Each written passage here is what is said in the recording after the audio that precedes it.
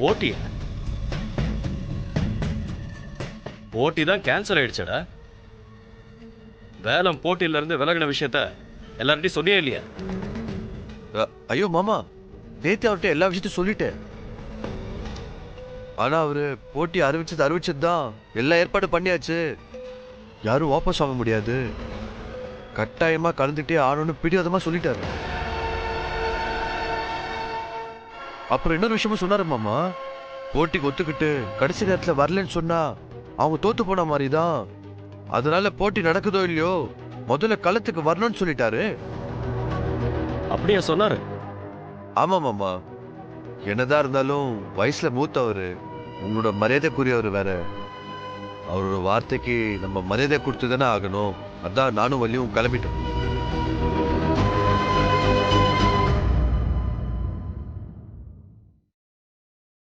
மாமா, அப்போ நான் வள்ளியை கூப்பிட்டு கிளம்பட்டுமா?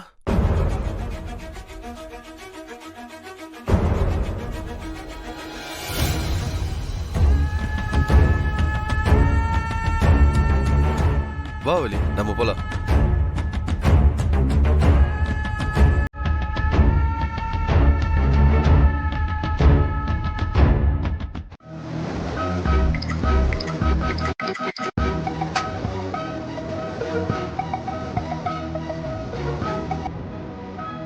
போட்டி நடக்கிற இடத்துக்கு வந்தாச்சு வள்ளி, வா.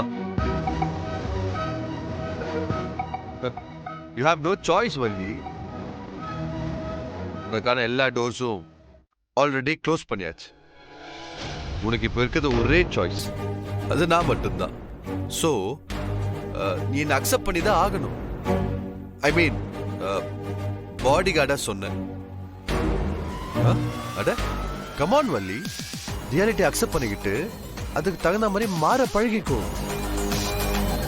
இனிமே உன் பாடி கார்டா வர போறது, உன் பக்கத்துல இருந்து உன்னை பார்த்துக்க போறது எல்லாமே நான் தான். எதுவா இருந்தாலும் நீ என்கிட்ட தான் கேட்கணும், என்கிட்ட தான் சொல்லணும். அதனால நீ என்கிட்ட இருந்து தள்ளி இருக்கணும்னு மட்டும் நினைக்காத. என்னோட பேசி பழக ட்ரை பண்ணு. கமான் வள்ளி.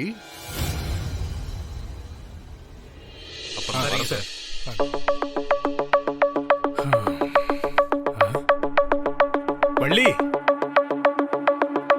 ஏம்மா அங்கேயே நிக்கிற? வாமா.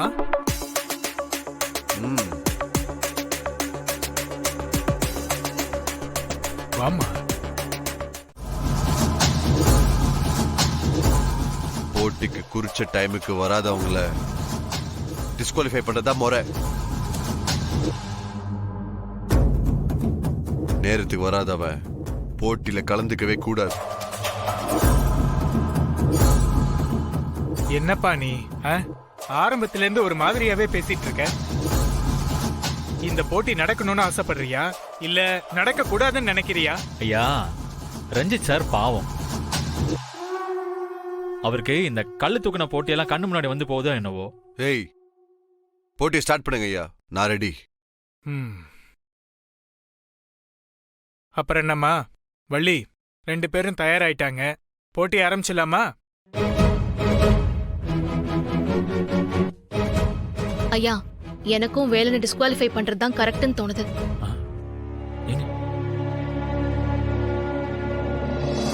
என்னம்மா சொல்ற?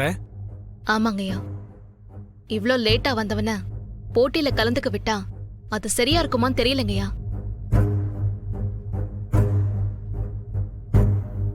நீங்க வேலனை டிஸ்குவாலிஃபை பண்ணிருங்க.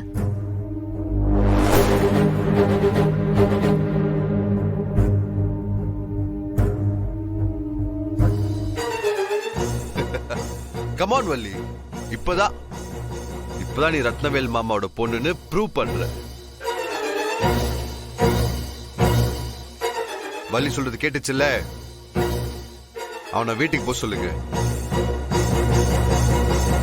வேலுவ வீட்டுக்கு போக சொன்னா கூட உனக்கு டெஸ்ட் வைக்கிறது கண்டிப்பா நடக்கும். நீ கொஞ்சம் அமைதியா இருப்பா.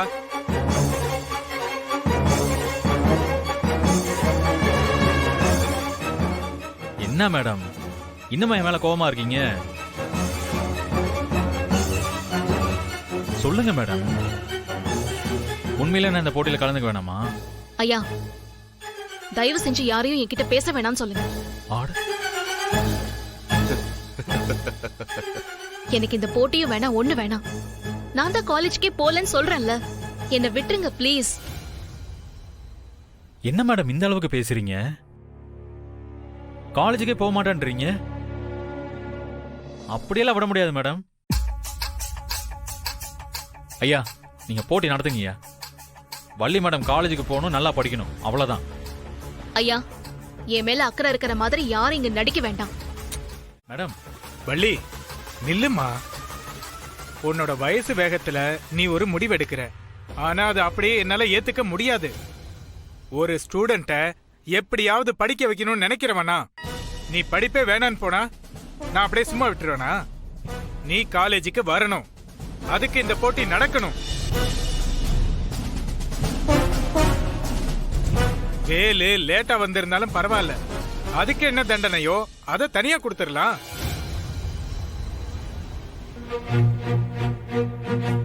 அதுக்காகலாம் போட்டியை ரத்து பண்ண முடியாது. போட்டி திட்டமிட்டபடி நடக்கணும்.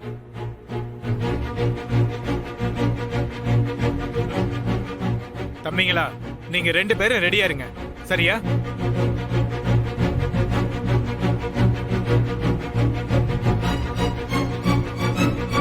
Madam sorry madam.